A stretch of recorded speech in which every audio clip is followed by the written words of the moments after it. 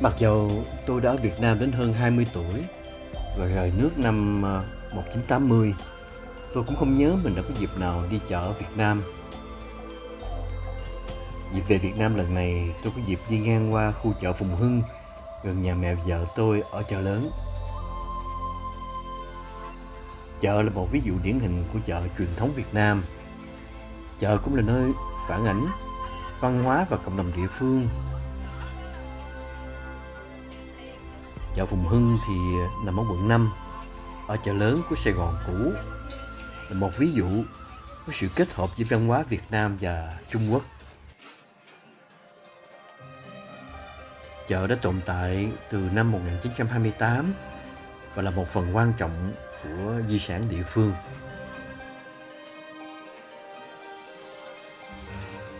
Cũng như những chợ ở Việt Nam, những đặc điểm của chợ là thường thì chợ cung cấp nhiều loạt sản phẩm từ thực phẩm tươi sống, hải sản, thịt, rau củ đến quần áo, điện tử và đồ gia dụng nữa.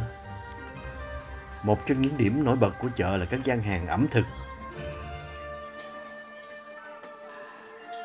Bạn có thể tìm thấy nhiều món ăn đường phố và các món ăn truyền thống. Tại chợ Phùng Hưng, bạn có thể thưởng thức các món ăn ngon như bánh cuốn Hồng Kông và các món ăn lấy cảm hứng từ Trung Quốc.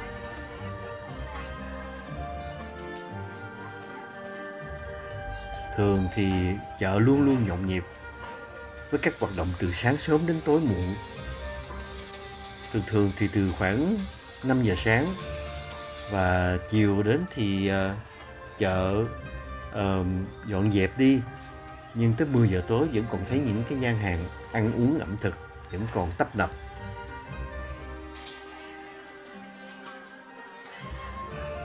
Chợ không chỉ là nơi mua sắm mà còn là nơi giao lưu, tương tác và xây dựng mối quan hệ cộng đồng của người dân xung quanh ở đây.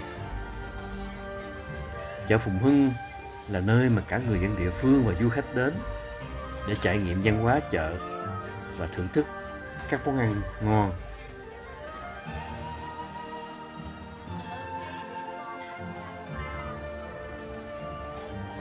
Chợ Phùng Hưng là một ví dụ tuyệt vời về sự phong phú văn hóa và thương mại và các chợ truyền thống Việt Nam đại diện.